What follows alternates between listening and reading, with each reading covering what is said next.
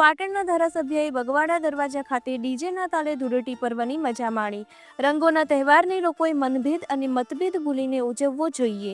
પાટણના ધારાસભ્ય ડોક્ટર કિરીટ પટેલે પોતાના સમર્થકો સહિત પાટણના પ્રબુદ્ધ નગરજનો સાથે શહેરના બગવાડા દરવાજા ખાતે રંગોના તહેવાર ધૂળેટી પર્વની ડીજેના તાલે ઉજવણી કરી હતી.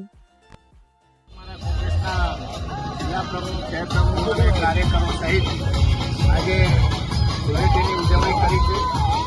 ધૂળેટી અને હોળી એ રંગોનો તહેવાર છે.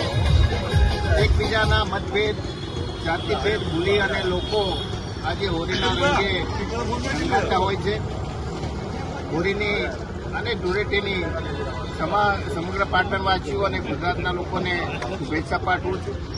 અને મતભેદ ભૂલી મનભેદ ભૂલી એકબીજાની સાથે સૌ હોળીના રંગે રંગાય અને